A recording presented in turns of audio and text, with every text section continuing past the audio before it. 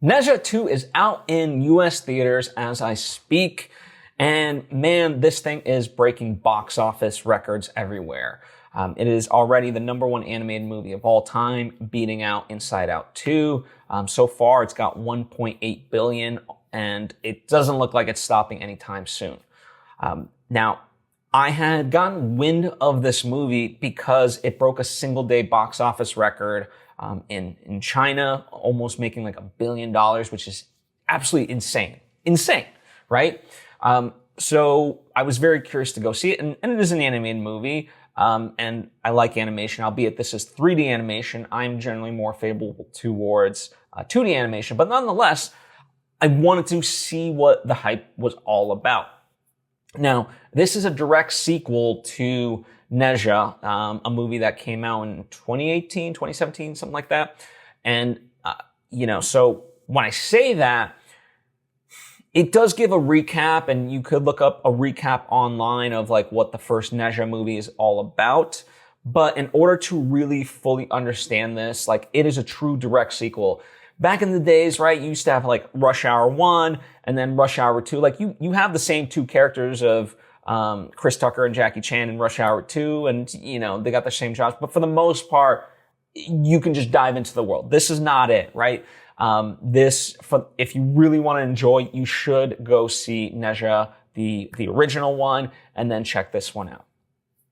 Now, what it is ultimately about, so this draws heavily from Chinese mythology. There's a specific text called the Investiture of the Gods. It's a novel that I believe is like from the 16th century. So I don't know too much about it in that respect, but that's the mythology that it's drawing from, as the title of that implies. It's about gods, and so there's all kinds of demons and dragons and gods and things like that in this. So it's very folklore heavy. Now, it does do a blend like where this movie is very, very epic, given what I talked about in terms of its mythology, but it also has various comedic elements as well. Like many times it goes into slapstick humor and, something that I think kids can really enjoy.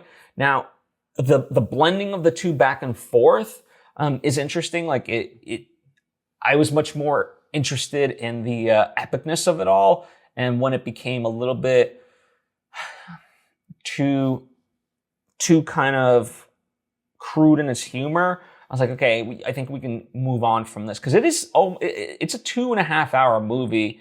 So the fact that it is as successful as it is and kids really do enjoy it, like I'm intrigued because it has like overall some heavier subject matter, and in terms of its plot, like there's a lot going on.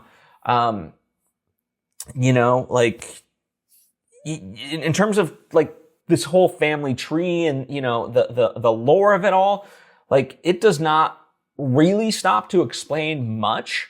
It just, you're going and you're either keeping up with the train or you're not. I will say it was a little bit difficult for me to keep up with it, not because of necessarily the pacing, but like I will say it's an interesting, I watched it in Mandarin with obviously English subtitles, and the subtitles just went by way too fast.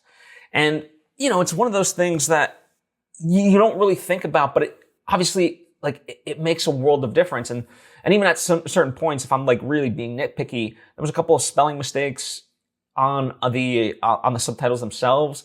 Like, something, someone, like they run versus, she runs, right? So like just minor, like, spelling mistakes here and there. But when you're kind of thrust into this world and like, especially at the beginning, everything's just lightning fast and everyone's just talking every which way. And, it's really setting up the plot.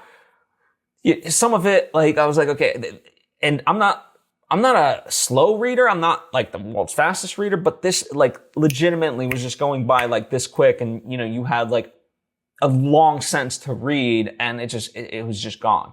So, that's not a fault of the filmmakers. That's not a fault of the movie itself, but it is a fault of the distribution and all that, because I if I can't read it, I have to imagine like how are kids coping with any of this, you know? Now, as far as the first one, you can watch that. That one does have an English dub, and I'm sure this one eventually will get an English dub, so you can check it out that way. But as is in the format, it's a little bit tough. Now, the good news is, overall, in terms of its storytelling, you sit with it and you start to understand what's going on in that respect. So even if you don't catch all, the dialogue itself, visually, it is really well done.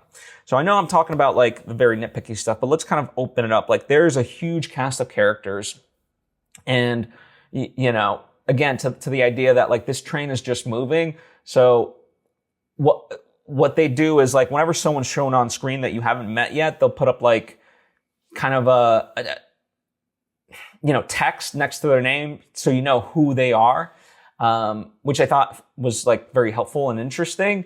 But again, it's just a whole slew of cast of characters, and there's a whole idea of like, I'm sure there's various references that I don't get because of the cultural difference, right? But at its core, it's about essentially like in this story, it's about Ne Zha, and again, it's a direct continuation of the first one, so I have to kind of spoil it, where that him and his best friend are being revived back to life, but then something essentially prohibits it from happening. And so in order to bring back this person to life, they fuse spirits and a body, and then have to go on this series of trials in order to get this elixir. And that at its core is what the story is about. But there's a lot of side stories that integrate into the main story. And yeah, there's a lot going on there. I will say like the animation is really beautifully done, like truly, truly phenomenal. I appreciate like the fight choreography. Like you can always see what is happening in the fights. It's really well done, and it's inventive. It's stuff that I haven't seen in live action, animation. So I do really appreciate it. As I understand it, I could be wrong about this, but like 178 studios came together to, create the full effectiveness of each of these shots. And, it's incredible. And the intriguing part is you would think that this movie, based on like Pixar standards or whatever, would cost like 300, 400 million. And, it's not that. It's less than 100 million, which is incredible to get the result that they did. And again, like, people really fell in love with the first one, and now people are falling in love even more, obviously, with the second one, because it's closing in to 2 billion real quick, as I say all this, right? And the interesting part is, a lot of US audiences don't even actually have a clue of like, like a lot of my cinephile friends are like, what is this movie, that you keep talking about? I'm like, listen, it came at me too, and so, it's also interesting to note it in that way because, yeah, there's movies outside the Hollywood system. And for the most part, I love foreign movies. But it is interesting, like I noted with this one, for me, I watch a lot of live action foreign movies, and those tend to be kind of grounded in our reality, right? So when we talk about this movie, it's a completely different mythology than I'm used to.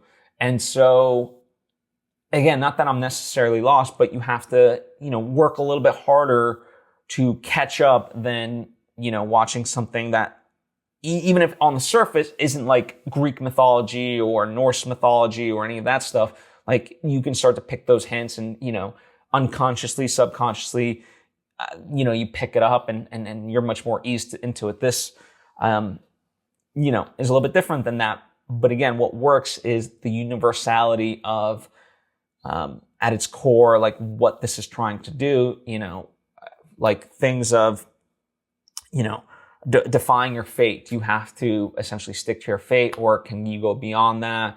The succession of wanting to atone, revenge, things of that nature, wanting to do good, wanting to save people you love. Like all these things are in there, integrated really well. So, yeah, I'm just really in awe of this movie.